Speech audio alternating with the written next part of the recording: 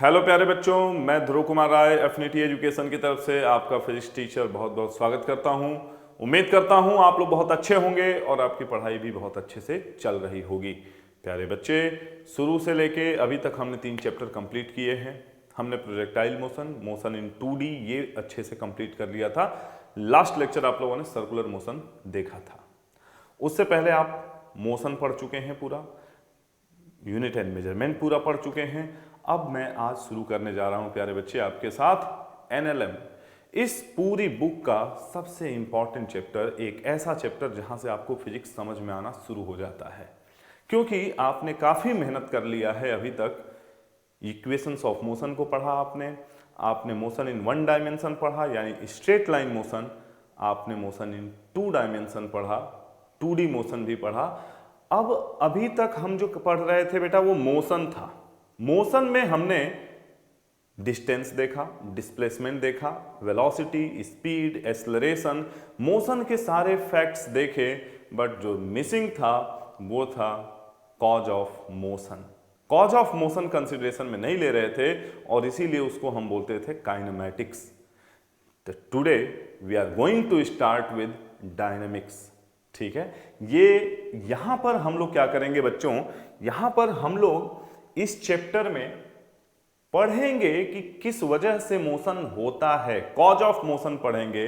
और उसके साथ साथ यहां पर इंट्रोड्यूस हो जाएगा एक बहुत ब्रॉडर लेवल पर फोर्स, आप पढ़ना शुरू कर देंगे। क्योंकि देखो, आप सभी को पता है मेरे भाई कि जब तक किसी चीज पर फोर्स नहीं लगेगा उस चीज को एक जगह से दूसरी जगह डिस्प्लेस करना असंभव है। दूसरा, उस पर फोर्स लगाएंगे अगर आप किसी बॉडी पर तो उसमें वेलोसिटी आएगी, उसमें एक्सेलरेशन आएगा। एक्सेलरेशन पॉजिटिव भी हो सकता है, एक्सेलरेशन निगेटिव भी हो सकता है। तो यानी कि मोमेंटम भी आएगा, इंपल्स भी आएगा। ये सारी चीजें आज हम लोग कवर अप करने जा रहे हैं। तो आज का ये लेक्चर बहुत ही बढ़िया होने वाला है मेरे प्यारे बच्चे। बस तुम्हें ध्यान से जुड़ के पढ़ते रहना है। और ये न केवल आज का लेक्चर बल्कि पूरा चैप्टर बहुत अच्छे से, चाहे कॉन्स्टेंट मोशन हो, वेज वाले मोशन हो, पुली वाले मोशन हो, बहुत बढ़िया से धीरे धीरे आपको एक्सप्लेन करूंगा। चाहे एलिवेटर का केस हो, वेइंग मशीन का केस हो, सब कुछ एक्सप्लेन किया जाएगा। लेकिन उसके लिए ज़रूरी है कि इस चैनल पर आप बने रहें, हमें अपना प्यार देते रहें और हमसे सीखते रहें, हमें इनपुट भी देते रहें कि कैसे आपकी और ज़्यादा से ज़्यादा हम लोग मदद कर सकें। हमारी बैकएंड की टीम आपको बहुत ज़्यादा सपोर्ट करने में लगी हुई है। वहाँ पर हर समय आपको पीपीटी, जो आपके डीपीपीज हैं और जो आपके वर्कशीट हैं, एक्सरसाइज क्वेश्चन हैं, ये सब कुछ आपको नोट्स भी प्रोवाइड किया जा रहा है।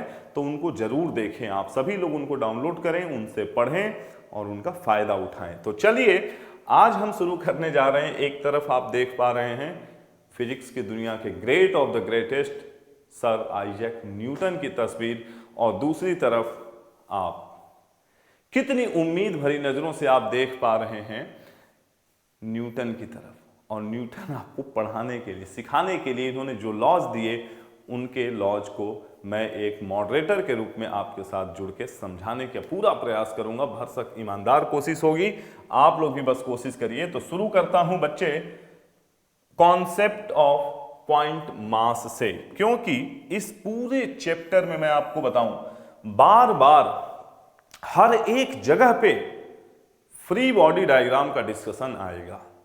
और फ्री बॉडी डायग्राम यानी एक्चुअल में आप किसी बॉडी पर या तो फोर्स लगा के उसको पुश करोगे या उसको पुल करोगे। तो इस दोनों ही केस में पॉइंट ऑब्जेक्ट का जो कॉन्सेप्ट है या पॉइंट मास का जो कॉन्सेप्ट है, ये बहुत इंपॉर्टेंट रोल प्ले करता है। और इसको हम पहले भी देख चुके हैं, ऐसा नहीं है कि ये पहली बार पढ़ रहे हैं। सो याद करने की कोशिश करें, रिकॉल करने की कोशिश करें तो आपको याद आएगा कि सर आपने तो बताया था कि अगर कोई बॉडी अपने साइज के कंपैरिजन में एक लार्जर डिस्टेंस कवर अप करती है तो उस बॉडी को हम लोग बोलते हैं कि ये बॉडी पॉइंट बॉडी है, पॉइंट मास है, पॉइंट ऑब्जेक्ट है। देखिएगा, लिख लीजिए, an object can be considered as a point object if during motion in a given time it covers distance much greater than its own size. अगर body अपने size से बड़ा distance cover करती है, आपको पता है ये जो अर्थ है हमारी, इसको भी पॉइंट ऑब्जेक्ट कंसीडर किया जा सकता है, लेकिन कब? जब ये सन के चारों तरफ एलिप्टिकल पाथ पर घूम रही हो तब। क्योंकि उस केस में आपको पता है अर्थ का जो रेडियस होता है 6400 किलोमीटर है, लेकिन जो डिस्टेंस वो कवर करती है वो उससे काफी ज्यादा है। Example, train. एक ट्रेन की बात करें तो ये कम से कम 600 से 500 मीटर के बीच में होती है, लेकिन जब ये ट्रेन एक बहुत लंबी डिस्टेंस कवर करके आती है तो आप इसको एक पॉइंट ऑब्जेक्ट कवर कंसीडर कर सकते हैं। लेकिन ऐसा नहीं कि एक स्टेशन से दूसरे स्टेशन 2 किलोमीटर 4 किलोमीटर की डिस्टेंस हो, आप उसमें भी पॉइंट ऑब्जेक्ट कंसीडर करने लगे। बच्चे ये पॉसिबल नहीं है, ठीक है? तो ये नोट कर लीजिएगा। आगे, object with 0 dimension considered as a point mass. इस बात को नोट कर लीजिएगा।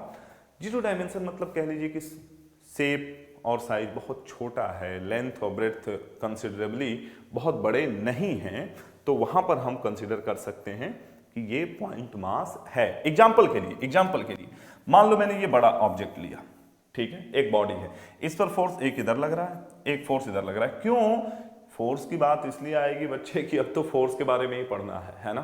तो हम इस पूरे बॉडी को फ्री बॉडी डायग्राम बनाते समय बच्चों, मान लो ये F1 है और ये F2 है, तो हम इस तरह से दिखा सकते हैं। ये हो गया अपना F1 और ये हो गया F2। आप देखें इस पूरे बॉडी को हमने कैसे शिफ्ट कर दिया, देखो ध्यान से ना, पॉइंट ऑब्जेक्ट जैसा शिफ्ट कर दिया कि नहीं कर दिया।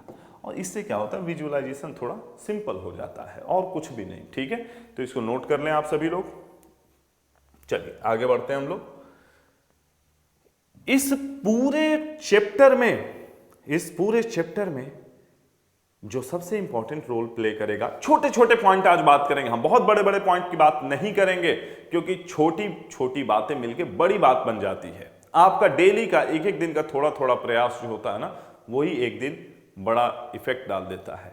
कहते हैं करत करत अभ्यास ते जड़मत होत सुजान, यानी अगर daily practice makes a man perfect, ये भी बोल सकते हैं, है ना?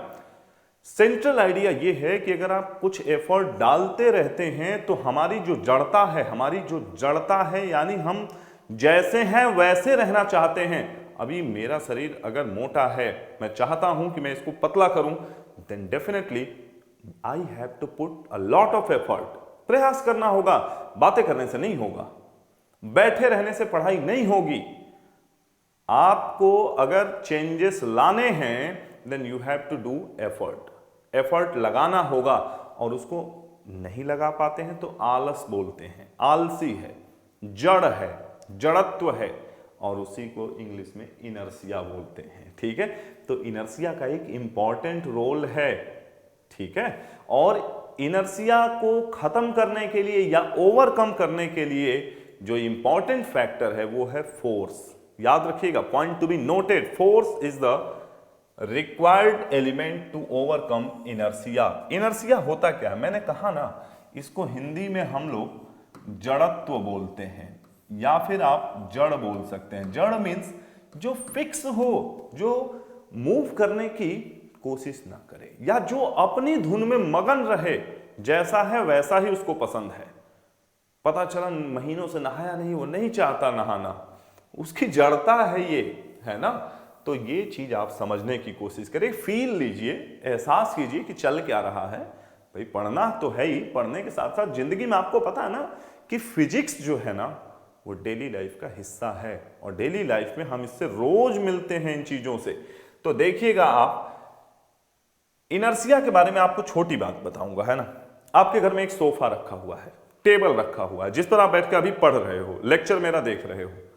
अब इसको आप चाहते हो कि एक जगह से दूसरी जगह शिफ्ट कर दूं, या एक बुक रखी है उसको उठा के अपने पास लाना चाहते हो, या अपने पास से हटाना चाहते हो।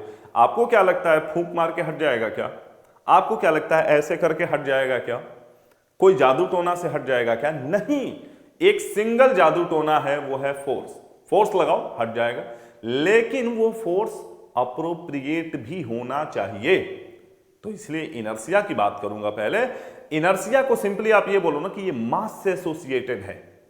Inertia is dependent on mass of the body. अगर मास ज्यादा होगा इनर्शिया भी ज्यादा होगा, मास कम होगा इनर्शिया भी क्या होगा, कम होगा। तो आइए देखते हैं हम कि इनर्शिया क्या है बच्चे। ठीक है, देखना, it is the inherent property of all the bodies by virtue of which, या ड्यू टू विच आप बोल सकते हो, due to which they can not change their state of rest और uniform motion along a straight line by their own is known as inertia।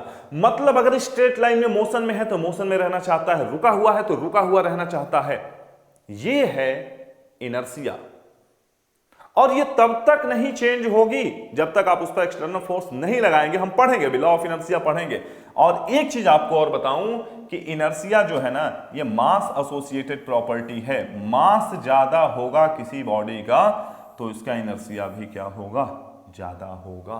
सामने से एक cycle आ रही है 10 मीटर पर सेकंड से, और सामने से एक ट्रक भी आ रहा है 10 मीटर पर सेकंड से, और आपके पास कोई ऑप्शन नहीं है, आपको रोकना ही है चीजों को।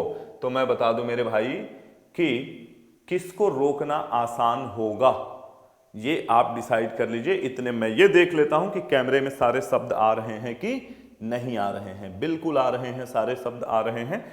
थोड़ा सा मैनेज कर दिया जाए कैमरे को, और है ना, बस हल्का सा, ये हल्का सा, दैट्स इट। ठीक है, तो मैं क्या बता रहा था कि इनर्शिया जो है वो मास एसोसिएटेड प्रॉपर्टी है। एंड आई एम श्योर कि आपने डिसीजन बना लिया होगा कि ट्रक को रोकना मुश्किल है क्योंकि उसका मास ज्यादा है। वेलोसिटी दोनों की सेम है, रोकना दोनों को है, लेकिन इनर्शिया ज्यादा किसका है, किसको रोकने के लिए ज्यादा एफर्ट अप्लाई करना पड़ेगा। तो सिंपल जवाब है कि सर ट्रक का मास ज्यादा है, उसको रोकने के लिए ज्यादा एफर्ट लगाना पड़ेगा। तो देखिएगा, inertia is not a physical quantity, it is only a property of the body which depends on mass of the body. Mass ज्यादा इनर्शिया ज्यादा, मास कम इनर्शिया कम। समझे मेरे लाल? तो चलो भाई, नोट कर चुके हो, नोट्स बनाते रहना है ना, क्योंकि at the end of the day notes बहुत इंपॉर्टेंट होंगे। और इस चैप्टर में ऐसा जबरदस्त नोट्स बनवाऊंगा, जबरदस्त तरीके से समझाऊंगा कि हर तरह के क्वेश्चन आपसे सॉल्व होते रहें। तो देखें आप लोग, आगे बढ़ते हैं हम लोग। नेक्स्ट है हमारे पास आता है इनर्शिया। वैसे बता दूं आपको कितने टाइप का होता है, एक चीज और सुन लीजिएगा, है ना। इनर्शिया जैसे आपने यहां पर देखा, inertia of rest, point to be noted milord, inertia of motion, और एक और लिख लीजिएगा, inertia of inertia of direction. ये नोट कर लीजिए, है ना, क्योंकि रेस्ट और इसकी बात तो हम कर ही चुके हैं। इनर्शिया ऑफ डायरेक्शन भी होता है, मतलब कोई चीज एक डायरेक्शन में जा रही है, आप चाहते हैं कि डायरेक्शन चेंज हो, लगा दीजिए फोर्स। जिस डायरेक्शन में चेंज करना चाहते हैं उधर फोर्स लगा दीजिए, डायरेक्शन चेंज हो जाएगा। सो अल्टीमेटली आपने ये देखा कि फोर्स लगाने से इनर्शिया चेंज हो जाएगा, और इनर्शिया बदलना है तो फोर्स लगाना ही पड़ेगा। अब देखो बेटे, यहां पर हमारे पास न्यूटन बाबा के दिए हुए 3 लॉज पढ़ेंगे हम लोग, बहुत ही इंपॉर्टेंट लॉज, और पूरी फिजिक्स को यूनिवर्सल लॉज हैं, ये हर जगह वैलिड होते हैं। ठीक है, सॉरी, यूनिवर्सल ग्रेविटेशनल लॉ वाली बात आ गई।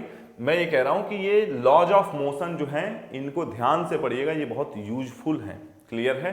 तो तीनों लॉ के बारे में एक एक करके बताऊंगा, उसके बाद आपको और भी इंपॉर्टेंट चीजें साथ में बताता चलूंगा। तो पहला है फर्स्ट लॉ ऑफ मोशन, ध्यान से देखिएगा।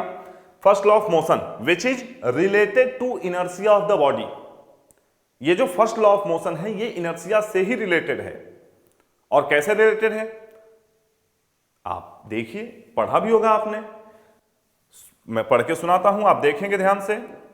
पहला point, according to first law every body continues in the state of rest or of uniform motion in a straight line unless an external force acts on it to change the state। जब तक किसी, मैं बता चुका था पहले भी इस बात को, इसीलिए आपको रीड करके सुनाया। मैंने बताया था कि जब तक आप किसी बॉडी पर फोर्स नहीं लगाएंगे तब तक उसके स्टेट को चेंज करना मुश्किल ही नहीं, नामुमकिन है। फोर्स तो लगाना ही होगा, ठीक है ना। और यही है आपका फर्स्ट लॉ। और आगे नोट करिएगा, if the vector sum of, इसी को हम दूसरे फॉर्म में क्या लिखेंगे कि if the vector sum of all the forces acting on a particle is zero, then and only then the particle remains at rest or moves with constant velocity। इसका reason क्या है कि एक्सलरेशन तो zero होगा, उस case में force भी zero होगा, ठीक है। यही बात को घुमा के बोला गया बस, है ना, कि अगर बहुत सारे फोर्सेस लग रहे हैं और सारे बैलेंस्ड फोर्स हैं। फोर्सेस दो तरह के होते हैं, एक होता है बैलेंस, दूसरा होता है अनबैलेंस। तो बैलेंस फोर्सेस अगर लग रहे हैं ना, तो उससे इनर्शिया में कोई फर्क नहीं पड़ेगा। बॉडी रेस्ट में है तो रेस्ट में रहेगी। जैसे मान लो कि ये एक ब्लॉक है, ये 100 किलोग्राम का ब्लॉक है, इधर से तुमने लगा दिया 1000 न्यूटन, और आपका एक कमाल का दोस्त है, उसने भी 1000 न्यूटन लगाया। वो चाहता तो था कि आपकी मदद करे, और आप चाहते थे कि ये ब्लॉक उठ के यहां से यहां चला आए, लेकिन वो दोस्त देखिए कितना समझदार है, वो आपके अपोजिट डायरेक्शन में फोर्स लगा रहा है। अनबैलेंस्ड फोर्स जीरो, दोनों बैलेंस हो गए, एक्सलरेशन जीरो, फोर्स जीरो। आपको लग रहा है ये ब्लॉक मूव करेगा? बिल्कुल, रेस्ट में है तो रेस्ट में रहेगा, नहीं मूव कर सकता। और अगर मान लीजिए ये मूव कर रहा है, उस केस में भी दोनों फोर्सेस अगर सेम अमाउंट के हैं और अलग अलग डायरेक्शन में लग रहे हैं, इस तरह से कि उनका net force, equivalent force zero आ रहा है, तो भी वो रेस्ट में है तो रेस्ट में ही रहेगा, या मोशन में है तो मोशन में ही रहेगा। मान लीजिए ये इधर मूव कर रहा था 5 मीटर पर सेकेंड से, तो स्पीड ना तो बढ़ेगी ना तो घटेगी, यूनिफॉर्म वेलोसिटी से ये मूव करता रहेगा, क्योंकि नेट फोर्स क्या है? जीरो है। तो मैं उम्मीद करता हूं कि आपको समझ में आया होगा। अब मैं आगे बढ़ता हूं, कुछ और भी डिस्कस करेंगे आपके साथ। उससे पहले यहां पर हमने देखा था कि फोर्स का बड़ा बात आ रहा है। चैप्टर का शुरुआत करने से ही मैंने आपको बोला न्यूटन्स लॉज ऑफ मोशन, जिसमें मैंने आपको बताया कि यहां पर कॉज ऑफ मोशन की बात करेंगे। मोशन के 5 इफेक्ट, 5 एलिमेंट होते हैं, उनकी बात हम ऑलरेडी कर चुके हैं, लेकिन आज हम लोग बात कर रहे हैं कॉज ऑफ मोशन की, और वो अब आपको स्क्रीन पर दिख रहा है। उसका नाम है फोर्स, उसका नाम है फोर्स। यहां आप देखें 3 फिगर के माध्यम से चीजों को दिखाई गई है, 3 तस्वीरें आपको दिख रही हैं। वैसे आप लोगों ने फोर्स के बारे में पढ़ा हुआ है कि इट इज अ पुश और पुल एक्शन। आप किसी चीज पर पुश लगाते हैं, पुश करते हैं, या उसको पुल करते हैं, है ना। जैसे आपने देखा होगा गाड़ियों को कई बार टो करके ले जाया जाता है, कई बार पुल करके ले जाया जाता है, कई बार पुश करके ले जाते हैं। जैसे मान लीजिए आप गाड़ी में बैठे हैं, गाड़ी खराब हो गई, तो जनरली आप क्या करते हैं? आप धक्का देके ही तो ले जाते हैं ना उसको। और अगर पुलिस वाले या म्युनिसिपल कॉरपोरेशन वाले ले जाते हैं तो वो टो करके ले जाते हैं।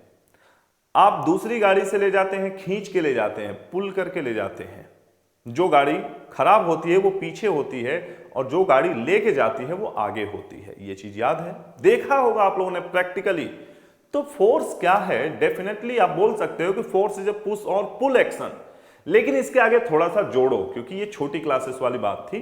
5वीं 6वीं 7वीं 8वीं 9वीं तक आप कर लेते थे, अब थोड़ा सा आपको बढ़ना पड़ेगा। एक स्टेप आगे लीजिए केवल, कि फोर्स इज अ पुश और पुल एक्शन विच आइदर चेंजेस और ट्राइज टू चेंज, या तो चेंज कर देता है बच्चे, या कोशिश करता है। किस चीज की? चेंज करने की। किन 3 चीजों में? Shape, size and position. कौन कौन से 3 चीजें? Shape, size and position. ये या तो इन 3 चीजों को चेंज कर देगा या चेंज करने की कोशिश करेगा। क्लियर है?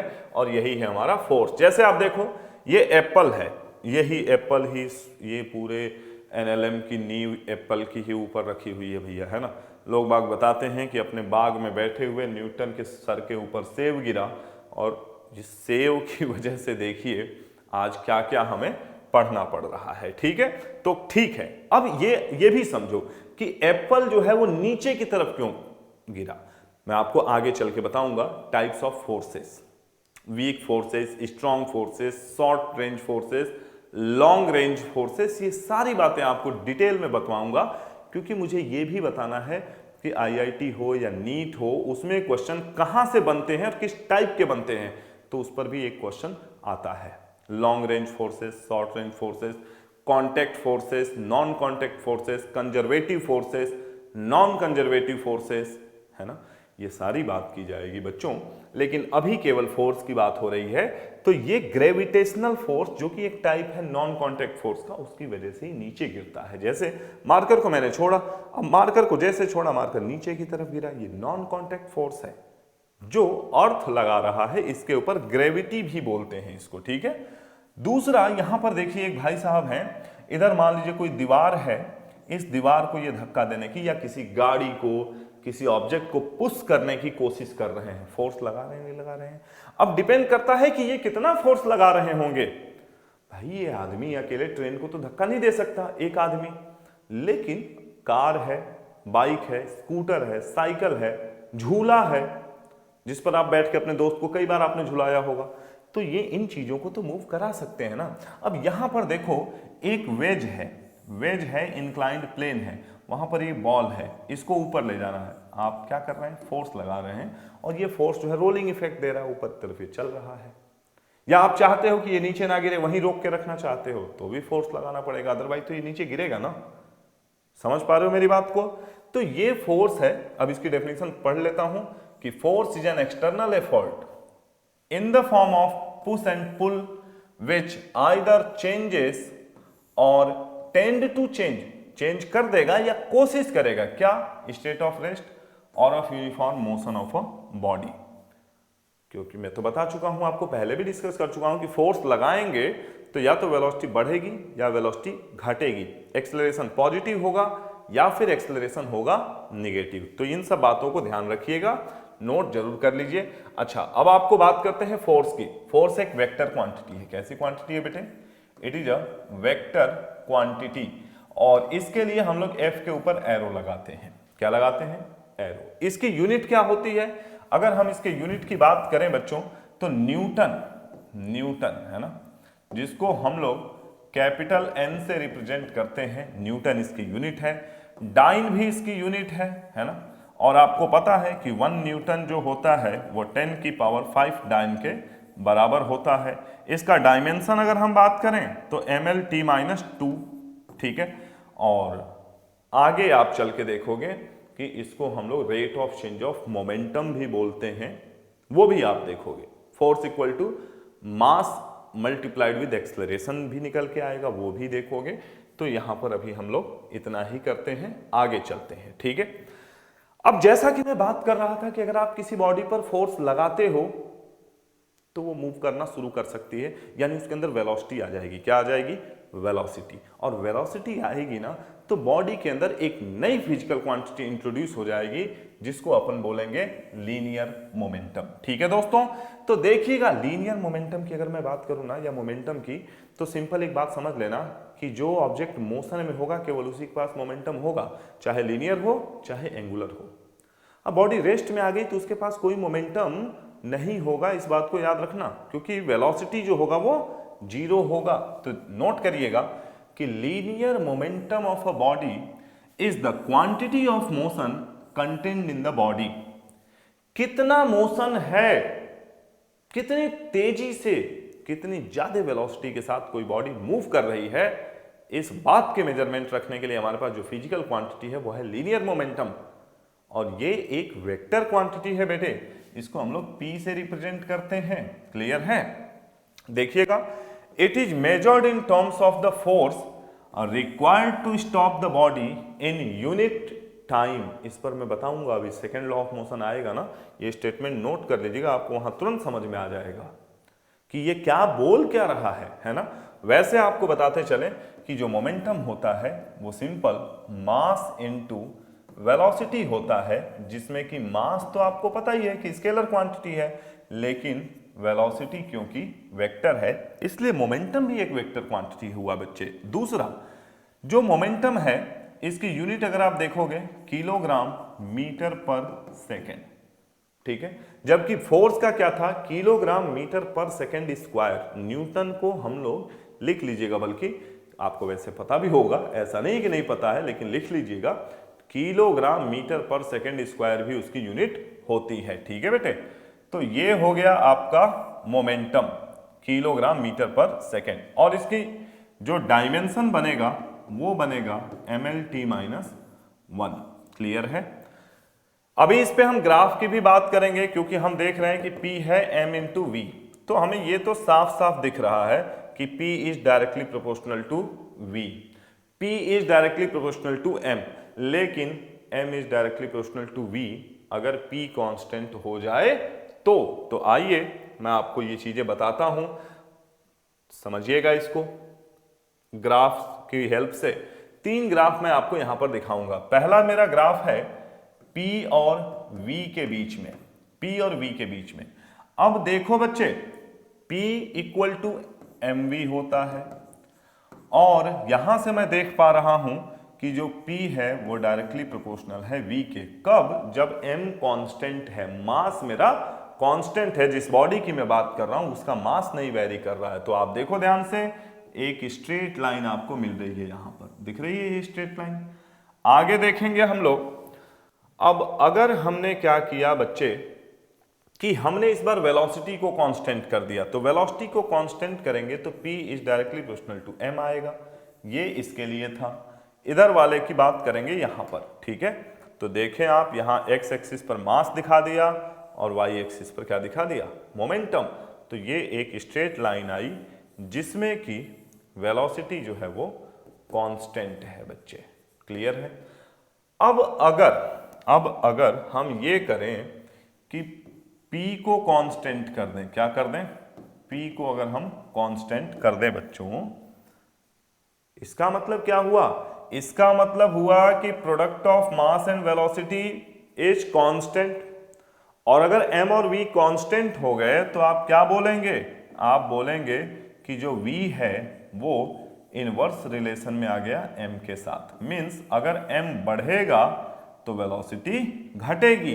देखिए, ये एक ग्राफ आपको डिक्रीजिंग ग्राफ दिख रहा है क्या? ये देख लीजिए यहां पर, जैसे जैसे m बढ़ रहा है दोस्तों, वैसे वैसे वेलोसिटी ऊपर से नीचे आ रही है। इनवर्स रिलेशन इसको बोलते हैं हम लोग।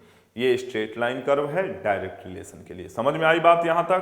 तो इसको नोट कर लीजिए सभी लोग जल्दी से, फिर हम आगे की तरफ चलते हैं और नेक्स्ट में हम लोग देखेंगे। यहां देखिएगा, आपको मोमेंटम समझा चुके, और मोमेंटम से ही रिलेटेड है आपका सेकेंड लॉ ऑफ मोशन। आपने जो मोमेंटम की डेफिनेशन पढ़ी थी सेकेंड वाली, वो पॉइंट अगर आपने नोट किया होगा तो वो यहां पर समझ में आ जाएगा आपको कि मोमेंटम जो है वो कैसे फोर्स इन यूनिट टाइम के बराबर होता है। ठीक है, तो देखें ध्यान से, Newton second law of motion. और सुनो मेरे भाइयों, 3 लॉ में से सबसे इंपॉर्टेंट लॉ ये वाला है, इसकी इंपॉर्टेंस बहुत ज्यादा है और ये गवर्निंग है, बल्कि ये कह सकते हैं कि इन दोनों से इससे उन दोनों को डिराइव किया जा सकता है। चलिए पहले तो हम लोग बात करेंगे, 2 फोटो दिख रहा है आप लोगों को, है ना? 2 फोटो दिख रहा है। एक फोटो में हमारे एक मित्र हैं जो खाली ट्रॉली लेके इसको धक्का देते हुए, पुश करते हुए लेके जा रहे हैं, और किधर पुश कर रहे हैं? फॉरवर्ड डायरेक्शन में। As a result of which ये भी आगे बढ़ रहा है, और देखिए ये पैर बढ़ा के आगे बढ़ते जा रहे हैं। लेकिन दूसरे केस में देखना क्या हुआ, इस भाई को पसीना आने लगा। ये पसीना की बूंदें देख रहे हैं आप। ऐसा क्यों हुआ? ऐसा क्यों हुआ? बिकॉज दिस टाइम, अच्छा स्टेप, ये जो फुट स्टेप है ये भी छोटा है, देखो ना, ये बड़ा था ये छोटा है। ऐसा क्यों हुआ भाई? ऐसा इसलिए हुआ कि इस बार इनको एफर्ट ज्यादा लगाना पड़ रहा है।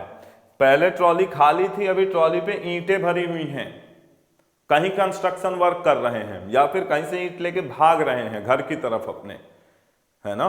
तो अब क्या है कि इनको फोर्स ज्यादा लगाना पड़ेगा, क्योंकि पहले क्या था? इनर्शिया कम था मेरे भाई, इनर्शिया कम था, क्योंकि मास ही कम था। मास क्या था? कम था। यहां पर इनर्शिया ज्यादा है, और अगर आप चाहते हैं कि इस पर एक सर्टेन वेलोसिटी, मान लीजिए सेम वेलोसिटी चाहते हैं, एफर्ट ज्यादा लगाना पड़ेगा, हर बार एफर्ट ज्यादा लगाना पड़ेगा। और ये पुश कर रहे हैं, क्या कर रहे हैं? पुश। तो यहां पर हम देखेंगे कि Newton second law of motion कैसे कोरिलेट करते हैं हम लोग। सेकेंड लॉ ऑफ मोशन कहता क्या है? सेकेंड लॉ ऑफ मोशन के according the rate of change of momentum is directly proportional to the applied force in the direction of applied force. आप जितना ज्यादा फोर्स लगाओगे मोमेंटम में चेंज उतना ही होगा। ज्यादा फोर्स ज्यादा change in momentum, come force come change in momentum. और डिपेंड करता है कि आपने किस डायरेक्शन में फोर्स लगाया। मान लीजिए गाड़ी को आगे ले जाना है, आपका एक दोस्त है साइकिल पे बैठ गया, ये यहां पे मान लीजिए ये आदमी बैठा हुआ है, सामान नहीं है बल्कि दोस्त है, तो आप धक्का दे रहे हैं उसके मोशन की डायरेक्शन में तो स्पीड बढ़ेगी। और अगर आपने उल्टा पुश कर दिया तो फिर क्या होगा? उल्टे डायरेक्शन में अपोजिट डायरेक्शन में फोर्स लगा देंगे, मोमेंटम क्या होगा? डिक्रीज कर जाएगा, क्योंकि वेलोसिटी धीरे धीरे घट जाएगी मेरे दोस्त। तो लिखिएगा इसको, according to Newton second law of motion the rate of change of linear momentum of a body is directly proportional to the external force applied on it and the change of momentum takes place in the direction of force. जिधर force लगाओगे direction में उधर ही momentum change होगा। इस बात को याद रखना हमेशा।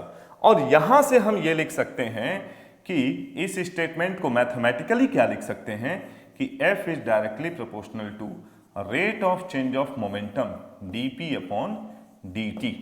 इंस्टेंटेनियस की बात करें हम, ठीक है।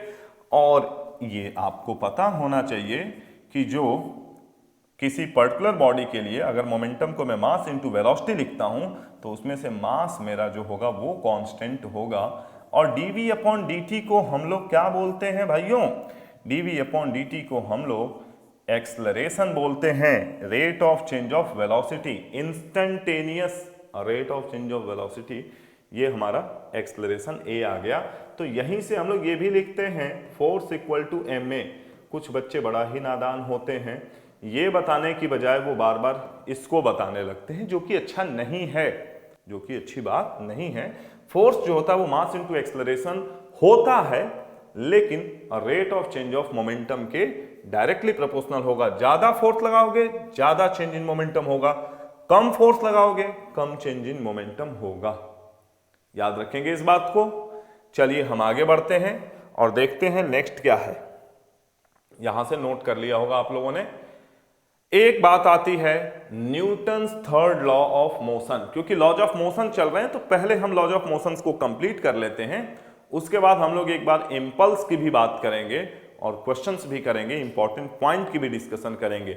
बहुत मजेदार क्लास होने वाली है, अगर आप ध्यान से सुनेंगे ना तो आपको बहुत कुछ चीजें समझ में आएंगी। देखिएगा क्या है, अकॉर्डिंग टू, अच्छा second third law of motion तो सबने पढ़ा होगा, है ना। To every action there is equal and opposite reaction, both acting on different objects। Action reaction force भी होता है ना। जैसे अभी मैं जमीन पर खड़ा हूं तो मैं क्या कर रहा हूं, मैं अपने वेट के बराबर फोर्स से अर्थ को नीचे की तरफ कंप्रेस कर रहा हूं और अर्थ उतना ही नॉर्मल रिएक्शन लगा के मुझे बैलेंस किए हुए मेरे वेट को मुझे नीचे जाने से रोक रही है। और अगर ये फर्श इतना नहीं अप्लाई कर पाता, इतना मेरे वेट को ये नहीं वियर कर पाता तो मैं नीचे जाता, ठीक है। अब ये पॉसिबल नहीं कि ये मुझे उछाल के ऊपर फेंक देगा, है ना, वो स्प्रिंग में पॉसिबल है, स्प्रिंग फोर्सेस में। तो यहां एक फिगर देखिएगा, है ना, पर नोट कर लीजिए इसको पहले, है ना। According to third law of motion, to every action there is always an equal and opposite reaction। to every action लिख लीजिएगा, there is always equal and opposite reaction both acting on different bodies। अलग अलग body पर, जैसे मैं फर्श पर floor पर लगा रहा हूं और फ्लोर मेरे ऊपर, दोनों का एक्शन रिएक्शन अलग अलग है, अपोजिट है, 180 डिग्री पर है, ठीक है। यहां पर हम देखते हैं ये दो स्केटर्स हैं, दो लोग हैं स्केटिंग पर, देखिए खड़े हैं। अभी क्या है, दोनों में कोई कांटेक्ट नहीं है तो दोनों फिर भी एक्शन रिएक्शन लगा रहे हैं, लेकिन किसके ऊपर, किसके ऊपर, देखिएगा ये अर्थ के ऊपर लगा रही है और अर्थ की सरफेस इसके ऊपर। क्लियर है। आप ये बोल सकते हैं कि ये जो गर्ल है वो स्केटर के ऊपर खड़ी है तो स्केटर के ऊपर ये फोर्स लगा रही है और स्केटर उसके ऊपर, क्योंकि दोनों ये डायरेक्ट कांटेक्ट में स्केटर के हैं।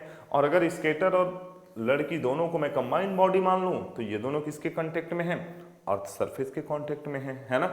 अच्छा, अभी ये दोनों आमने सामने खड़े होकर एक दूसरे को देख रहे हैं, लेकिन दोनों को स्केटिंग शुरू करना है तो इनको क्या करना चाहिए? अगर अपने हाथ को ऐसे मिला लें जैसे यहां पर मिला लिया है और दोनों पर फोर्स लगाएं तो लड़की लड़के के हाथों के ऊपर और जो लड़का इधर से दिख रहा है वो लड़की के हाथों के ऊपर एक्शन रिएक्शन फोर्स लगाएगा और दोनों पर मोशन जो है वो अलग अलग डायरेक्शन में हो जाएगा, क्योंकि दोनों ने एक दूसरे के ऊपर बराबर फोर्स लगाया। जैसे दूसरा एग्जांपल लेते हैं, आप जब देखेंगे कि कभी रिवर में, नदी में जाएं और बोट पर से नीचे उतरने की कोशिश करें तो आप नीचे जैसे उतरेंगे बोट पीछे की तरफ जाती है। ऐसा क्यों? क्योंकि आपने बोट पर पीछे की तरफ फोर्स लगाया जिससे बोट पीछे गई और बोट ने आपके ऊपर आगे की तरफ फोर्स लगाया जिससे आप आगे गए। हम वॉक भी कर पाते हैं इस एक्शन रिएक्शन की वजह से ही। तो ये देखन में छोट लगे घाव करे गंभीर, बहुत इंपॉर्टेंट पॉइंट है भैया, है ना, इसको ध्यान रखिएगा। इससे न्यूमेरिकल्स हेल्प सॉल्व करने में बहुत हेल्प मिलेगी आपको, ठीक है। ये जो मैं एग्जांपल एक ले रहा था, देखिए एक टेबल है दोस्त और इस टेबल के ऊपर मान लीजिए ये कोई ब्लॉक रखा हुआ है जो कि कुछ भी हो सकता है, बुक भी हो सकती है। तो ये ब्लॉक क्या करेगा? एफबीडी ब्लॉक का वेट नीचे काम करेगा और ये जो टेबल है ये इसके ऊपर नॉर्मल रिएक्शन ऊपर लगाएगी। दोनों समझ में आ रहा है आपको? वैसे यहां F1 F2 से दिखाया गया है, ये एक्शन है और ये वाला क्या है? रिएक्शन फोर्स है। रिएक्शन फोर्स हमेशा याद रखेंगे कांटेक्ट सरफेस के 90 डिग्री पर ही काम करेगा। एग्जाम्पल के लिए मान लीजिए कि ये ऐसा होता, अगर इस तरह का होता, इंक्लाइंड होता और ब्लॉक यहां रखा होता, तब क्या होता बच्चों कि इसका वेट तो अब नीचे काम करेगा, वेट हमेशा नीचे काम करेगा, लेकिन नॉर्मल रिएक्शन इधर काम करेगा इस कांटेक्ट सरफेस से 90 डिग्री पर। आगे अभी आपको बताऊंगा, जब एफबीडी पढ़ा रहा होऊंगा ना तो इस पर बहुत डिटेल में बात करूंगा मैं, ठीक है बेटा। तो ध्यान से रखिएगा, वेट नीचे, नॉर्मल रिएक्शन ऊपर की तरफ। क्लियर है? ये भी एक एग्जांपल है एक्शन रिएक्शन का। कुछ और भी एग्जांपल लेते हैं, किसका? एक्शन एंड रिएक्शन का। जल्दी जल्दी मैं समझाता जाऊंगा, आपको हर बात समझ में आएगी। सबसे बड़ी बात तो यह है कि आप बिल्कुल परेशान मत होइएगा कि समझ नहीं आ रहा है सर। एक एक बात समझ में आएगी मेरे दोस्त, बस तुम अपने हिस्से का एफर्ट डालते रहो, ध्यान से सुनते रहो, है ना। जैसे मैंने कहा था ना, स्प्रिंग वाला केस लिया था और बोट वाला भी केस लिया था, वो सब यहां आपको देखने को मिलेगा। When a man jumps on the shore from a boat, action हुआ और the boat is simultaneously pushed away from the shore. मैंने कहा कि एक्शन रिएक्शन पेयर वहां भी काम करता है। आप आगे जाते हैं, बोट पीछे जाती है, एक्शन रिएक्शन का ही एग्जांपल है, ठीक है बेटे। नेक्स्ट देखते हैं हम लोग, when a rubber ball is struck against wall. आपने एक बॉल लिया और वॉल पर फेंक के मारा, क्या होगा? बॉल टकराएगी पहले वॉल पे और टकराने के बाद वापस आएगी, ठीक है। तो ये तो एक्शन रिएक्शन हो गया। Then it is rebounded back by the wall. क्यों वापस आई? आपने तो फेंका था फोर्स लगा के, तो वो गई वॉल पे टकराई और वॉल पे एक्शन लगा दिया, लेकिन उतना ही रिएक्शन फोर्स वहां से उसको मिला और वो वापस रीबाउंड हो गई। जनरली आप एज्यूम कर रहे हैं, ये वैसे होता नहीं है, प्रैक्टिकली थोड़ा सा फोर्स कम लगता है, बट हम आइडियल सिचुएशन में वही ले लेते हैं। एग्जांपल ले लीजिए आप, जैसे आप किसी बॉल को लेते हैं, ड्रॉप कर दीजिए, तो आप देखेंगे कि हर बार बॉल सेम हाइट तक नहीं आ रही, बल्कि जितनी बार रिबाउंड होके वापस आ रही है, हाइट कम हो रही है फ्लोर की सरफेस पे। अंडर ग्रेविटी की बात हालांकि मैं कर रहा हूं, तो ये बात प्रैक्टिकली वैलिड थोड़ी कम है, लेकिन हम इक्विलिब्रियम में एज्यूम कर सकते हैं कि इक्वल फोर्स लगाया, जितना फोर्स बॉल ने फ्लोर पे लगाया या वॉल पे लगाया, वॉल ने उतना ही फोर्स उसके ऊपर लगा दिया। आइडियल सिचुएशन, एकदम परफेक्ट, है ना। आगे देखते हैं और भी कुछ केस। नेक्स्ट है क्या हमारा? राइफल वाली केस को अगर आप ध्यान से देखें, आपने 9th क्लास में भी पढ़ा था, रिकॉइल वेलोसिटी। रिकॉइल वेलोसिटी जैसे राइफल है, मशीन गन है, या फिर आपका ये जो टैंक्स होते हैं, है ना, तो आप देखोगे कि जब टैंक से गोला या बारूद बाहर निकलता है तो टैंक पीछे की तरफ भागता है। फिर से action reaction, when a rifle is fired the bullet moves forward. Bullet तो आगे गई, लेकिन बुलेट आगे क्यों गई? एक्शन की वजह से, है ना। ट्रिगर हुआ, ट्रिगर ने उस पर फोर्स लगाया और बुलेट आगे चली गई। लेकिन while the rifle recoils backward, recoil मतलब पीछे आती है, पीछे की तरफ आना, ठीक है। और इसलिए जनरली ये बताया जाता है कि शोल्डर पर, कंधे पर टिका के आप फायर कर सकते हैं, जिससे कि सेफ रहेंगे, है ना। दूसरा और एग्जांपल है हमारे सामने कि when a swimmer pushes the water backward, backward पानी को, तो पानी उस पर आगे की तरफ फोर्स लगाती है, जिससे वो स्विम करने में उसको आसानी होता है। The water pushes the swimmer forward. Action reaction की हेल्प से हम वहां स्विम कर सकते हैं, ठीक है। जैसे चप्पू चला रहे, नाव के बीच में आपने देखा होगा ना, ऐसे ऐसे चलाते रहते हैं चप्पू, पानी को पीछे सर्कुलेट करते रहते हैं, तो वो ही आप समझिए यहां पर, है ना। Next, a book lying on the table, ये बता चुका हूं आपको, इसका डिस्कशन हम कर चुके हैं, फिगर भी दिखा चुका हूं। तो उम्मीद करता हूं बच्चों यहां तक तो सब कुछ क्लियर चल रहा है, सब कुछ समझ में आ रहा है, तो आगे भी समझ में आएगा और आगे बहुत अच्छी अच्छी चीजें बताने जा रहा हूं। ध्यान से देखिएगा, पहला एक क्वेश्चन देखते हैं हम लोग। Two forces F1 and F2 act on 2 kg मास, ये m है कितना? 2 किलोग्राम। F1 10 न्यूटन है, F2 5 न्यूटन है, ये 10 न्यूटन हो गया, ये हो गया 5 न्यूटन। फाइंड द एक्सलरेशन, इस मास में एक्सलरेशन कितना होगा? तो एक चीज हम देखें कि पहले हमें नेट फोर्स निकालना चाहिए। इस केस में क्या करना चाहिए? बहुत सिंपल है ना, दो फोर्स काम कर रहे हैं, दोनों अनइक्वल हैं, दोनों एक पर्टिकुलर एंगल पर काम कर रहे हैं 120 डिग्री पर, तो हम ये देखेंगे कि दोनों में रिजल्टेंट फोर्स क्या आता है। और पिछले चैप्टर में आप मेरे साथ पढ़ चुके हैं कि इन दो फोर्सेस का रिजल्टेंट कहीं इधर आएगा और वो ज्यादा नजदीक होगा किसके? इधर वाले के। ये एंगल छोटा होगा, है ना, यानी ये हो सकता है 60 डिग्री हो, 60 डिग्री तो नहीं, 40 डिग्री, 45 डिग्री, इस तरह से, ठीक है। तो मुझे नेट फोर्स का रिजल्टेंट वैल्यू निकालना होगा।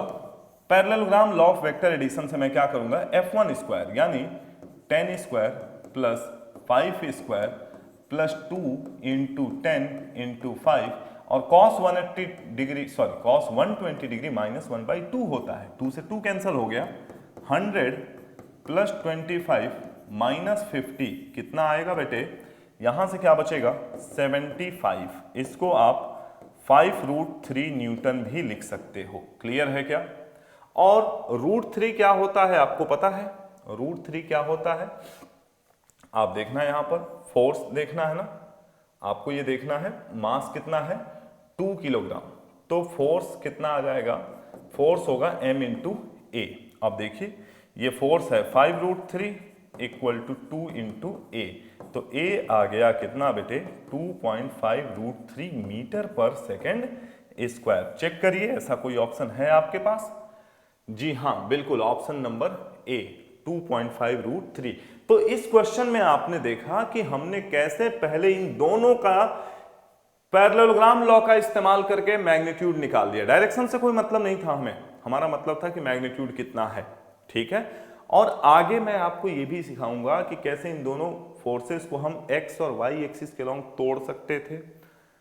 एक्स एक्सिस के लॉन्ग अलग एक्सलरेशन निकालते, वाई एक्सिस के लॉन्ग अलग एक्सलरेशन निकालते, दोनों का रिजल्टेंट निकाल लेते, क्योंकि दोनों परपेंडिकुलर होते। बट उससे अच्छा यहां पर यह था कि हमने इन दोनों फोर्सेस का, क्योंकि दोनों के बीच का एंगल 120 डिग्री है, तो इन दोनों का रिजल्टेंट निकाल लिया हम लोगों ने। और नेट फोर्स आपको पता है सेकेंड लॉ ऑफ मोशन से, नेट फोर्स जो होता है वो मास इंटू एक्सलरेशन ही आता है, और वहां पर हमने ये रखा, एक्सलरेशन हमारे सामने आ गया। तो चलो बच्चों मैं आगे बढ़ता हूं, लिखता हूं नेक्स्ट क्वेश्चन की तरफ। क्या है? ध्यान से पढ़िएगा। Two particle with inertial masses 3 kilogram and 9 kilogram are acted upon by same force. ये 3 किलोग्राम है, इस पर भी सेम फोर्स लगाया F, और 9 किलोग्राम वाले पर भी क्या किया, सेम फोर्स F लगाया। If the acceleration of 9 kilogram particle is 3 metre per second square, इसमें 3 मीटर पर सेकेंड स्क्वायर का एक्सेलरेशन आ गया। तो बोला है कि इसमें इसमें एक्सेलरेशन पूछा है और इसमें एक्सेलरेशन दिया है 3 मीटर पर सेकेंड स्क्वायर। ये देखिएगा ना, 9 kilogram particle is 3 metre per second square. इसका एक्सेलरेशन हमें फाइंड आउट करना है। तो कितना सिंपल है ना, सबसे पहले तो हम ये फोर्स निकाल लें कि फोर्स कितना लगा था। फोर्स आ जाएगा कितना, F इक्वल टू ma, बोले तो 9 इंटू 3 मीन्स 27 न्यूटन। और अगर बच्चों ये 27 न्यूटन आ गया है, क्वेश्चन में कह रहा है कि सेम फोर्स अप्लाई हो रहा है, फोर्स नहीं इक्वल है, फोर्स नहीं बदल रहे हैं, बस मास अलग अलग है। और दूसरे वाले में 9 किलोग्राम वाले का एक्सेलरेशन अगर 3 है, तो इसका एक्सेलरेशन बताओ, तो A हो जाएगा F बाई m, बोले तो 27/3 यानी 9 metre per second square. Option number B, ठीक है बेटे, ऑप्शन नंबर बी। क्वेश्चंस को पढ़ेंगे, देखिए बेसिक क्वेश्चन भी करेंगे, बड़े क्वेश्चन भी करेंगे, हर तरह के क्वेश्चन करेंगे, छोड़ेंगे कुछ भी नहीं। कॉन्फिडेंस बढ़ेगा और ये कॉन्फिडेंस आगे के चैप्टरों में भी बहुत काम आएगा।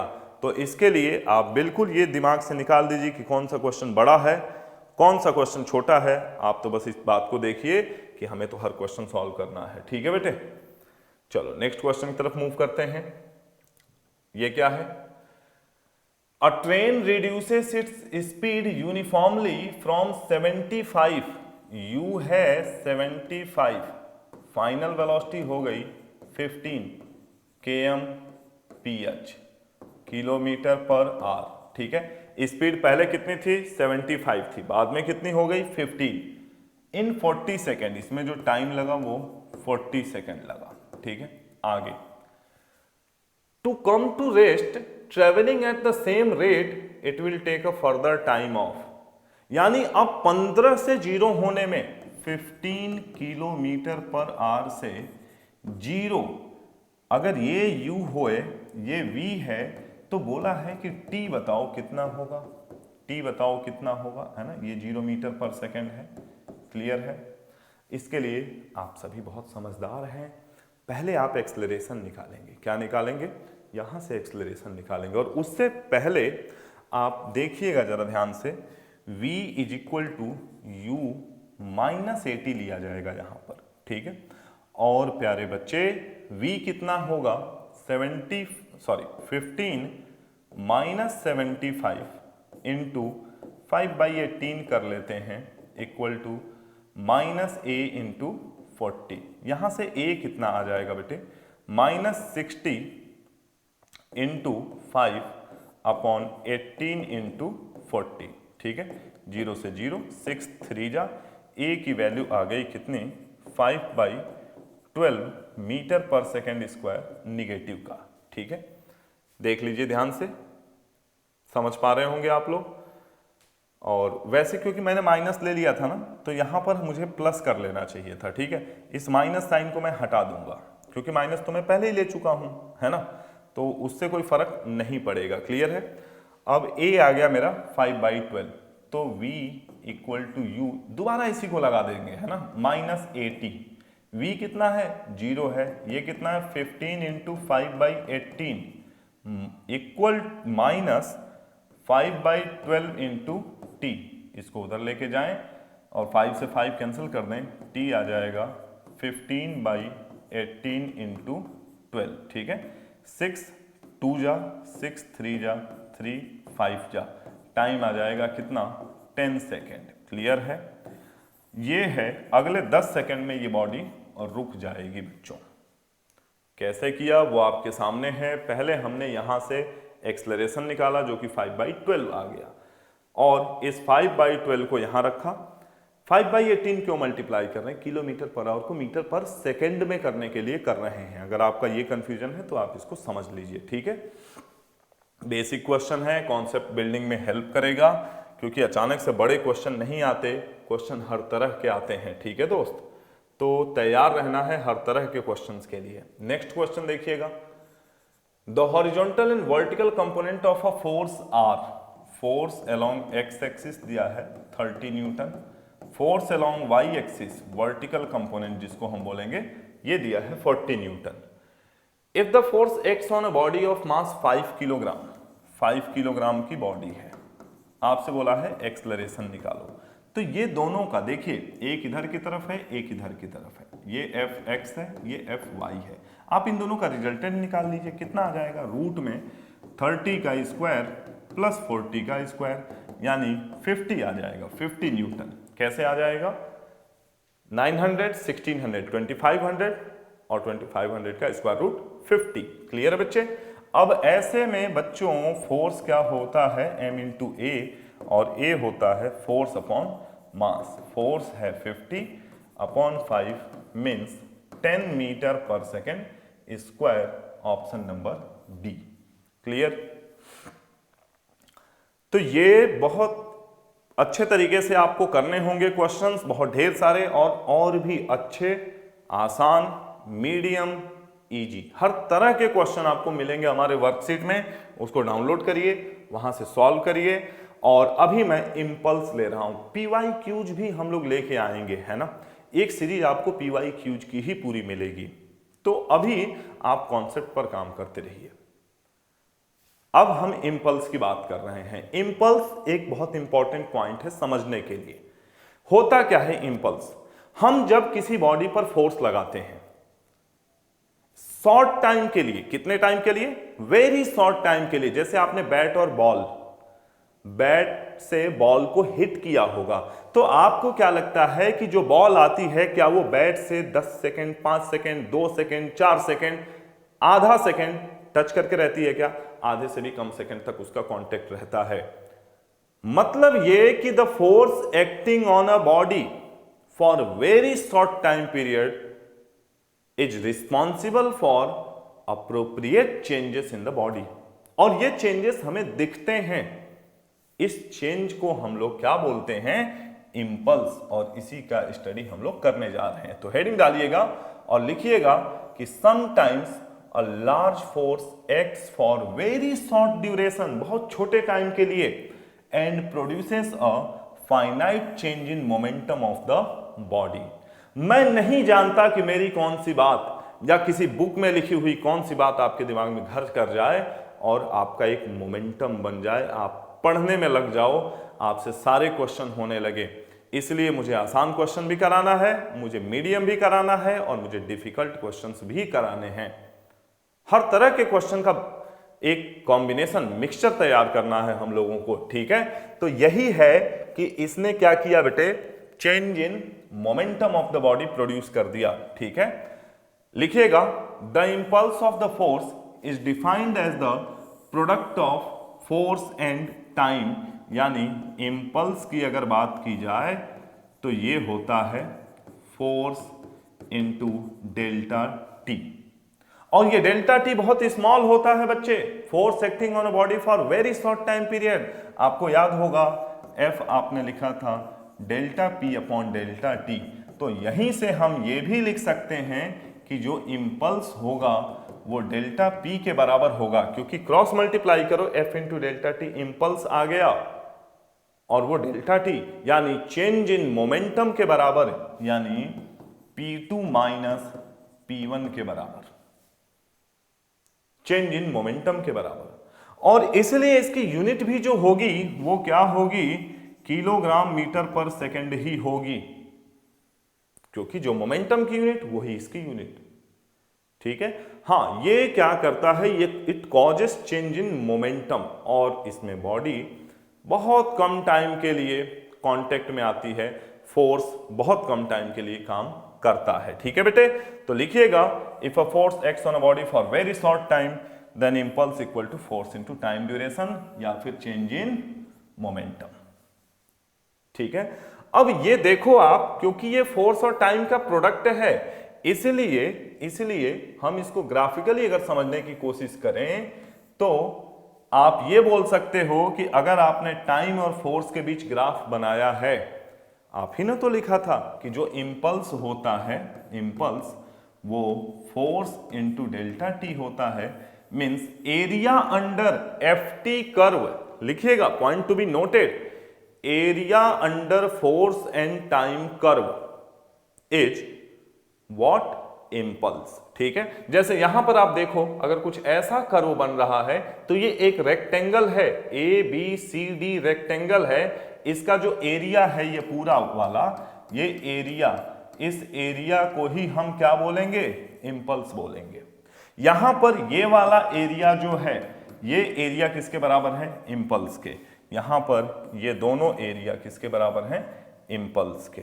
तो area under force time curve is known as impulse.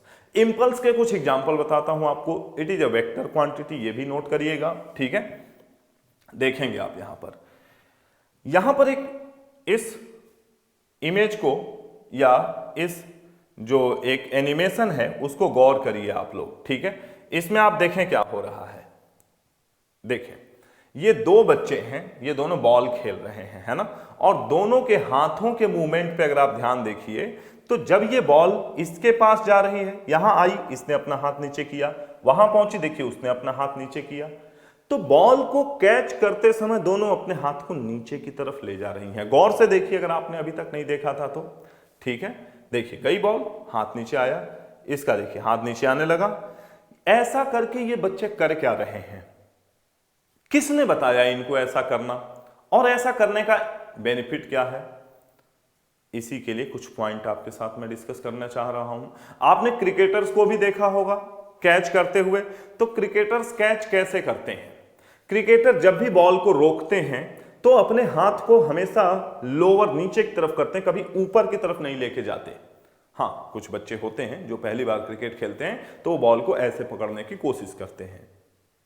ठीक है, उसका एग्जाम्पल लेने जा रहे हैं कि उसका इंपल्स से क्या रिलेशन है, हाथ लोअर करने से क्या होता है और हाथ टुवर्ड्स द बॉल करने से क्या होता है, क्या फायदे क्या नुकसान, ये सब हम देखेंगे। तो पहला देखिएगा,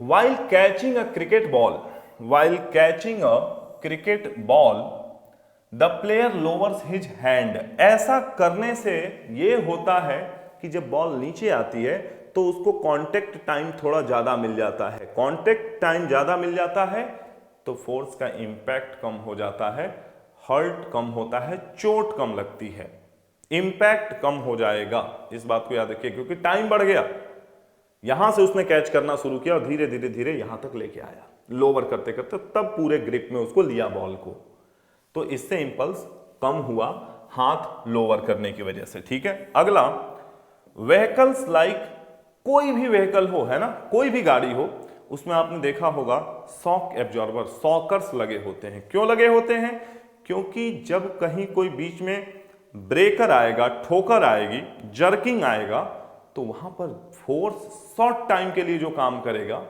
वो गाड़ी को हिला देगा बिल्कुल। तो उसको एब्जॉर्ब करने के लिए हम लोग क्या करते हैं, vehicles like car, truck, bogies of train etcetera are provided with spring system. Spring system उसमें लगा होता है टू अवॉइड सीवियर जर्क्स, उसमें जर्क ना हो। जो फोर्स अप्लाई हुआ है शॉर्ट टाइम के लिए वो स्प्रिंग के बीच में एब्जॉर्ब हो जाए, पैसेंजर्स तक ना पहुंचे, क्योंकि अगर पैसेंजर्स तक पहुंचेगा तो ये एक नुकसान प्रोड्यूस करेगा, सीवियर जर्क है ये। क्लियर है ना। तो आगे बढ़ते हैं हम लोग, नेक्स्ट देखते हैं, और एक दो और हैं, जैसे china clay wares and glass wares are wrapped in paper और स्ट्रॉ पीसेस।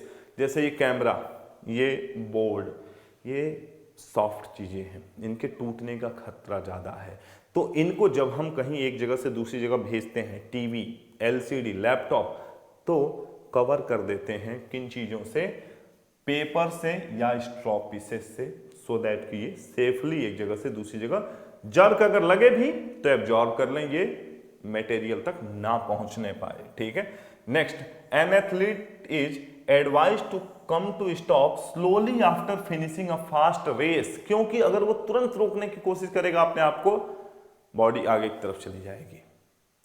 दूसरा, आपने देखा होगा एक और एग्जांपल ले लेते हैं, person falling on cemented floor. अगर आप सीमेंटेड फ्लोर पर गिरते हैं, कहीं से जंप करते हैं, किसी पर्टिकुलर हाइट से आपने जंप कर दिया सीमेंटेड फ्लोर पर, या फिर हिप ऑफ सैंड पर, या हिप ऑफ स्ट्रॉ पीसेस पर, तो तीन केसेस में से आप देखोगे कि या तो इस पे या हिप ऑफ सैंड पर आपको चोट कम लगेगी, जर्क कम लगेगा। क्यों? क्योंकि जब आप इन दो चीजों के कांटेक्ट में आएंगे, एक्सेप्ट ऑफ फ्लोर, तो क्या होगा, उसको फैलने का मौका मिलेगा, हिप ऑफ सैंड फैलेगा और धीरे धीरे आप रेस्ट में आएंगे। जैसे एथलीट को एडवाइस कर रहे थे ना आप कि धीरे धीरे रुको, अचानक से मत रुको, वैसे ही धीरे धीरे बॉडी रेस्ट में आएगी, ये हिप ऑफ सैंड फैलेगा और जर्क या ये कहिए कि शॉक जो है वो कम लगेगा, will receive more injuries than falling on heap of sand, है ना, यहां सैंड आना चाहिए, ठीक है, हिप ऑफ सैंड। क्लियर? तो यहां तक आप लोगों को समझ में आया होगा बहुत अच्छे से। इंपल्स के ये पॉइंट आप नोट कर लिए होंगे। देखिएगा, एक क्वेश्चन आपको बैट और बॉल के साथ मिल गया। ये बॉल आई कहीं से, बॉलर ने इसको बिल्कुल एकदम आग उगलती हुई बॉल, है ना, और ये देखें, ये आग उगलती हुई बिल्कुल बॉल आई और इस बैट से टकराई। बैट से टकराने के बाद बैट ने इस पर इंपल्स लगा दिया और उससे क्या होगा, डायरेक्शन तुरंत चेंज हो जाएगी और बॉल किसी अलग डायरेक्शन में जाने लगेगी। आपने देखा होगा बैट्समैन जो होते हैं ना, वो बॉल की स्पीड का फायदा उठा के 6 फोर्स, सिंगल, डबल्स हिट कर लेते हैं बहुत आसानी से, बिना ज्यादा फोर्स लगाए, क्योंकि बॉल के पास मोमेंटम ज्यादा है, उसको बस डायरेक्शन दे दीजिए, है ना, या थोड़ा सा फोर्स लगा देंगे, वो ज्यादा मोमेंटम में दिख जाएगा, ज्यादा मोमेंटम चेंज कर देगा, ठीक है। A ball strikes the bat with a force of 400 Newton. बहुत बढ़िया, 400 न्यूटन से टकराई, ज्यादा स्पीड से मूव कर रही थी। If both are in contact for delta t 0.01 second, ठीक है। इंपल्स बड़ा सिंपल है, इंपल्स आ गया फोर्स इंटू डेल्टा टी, 400 इंटू 0.01 यानी कितना आएगा, 4 newton second. Option number B दिख पा रहा है आपको?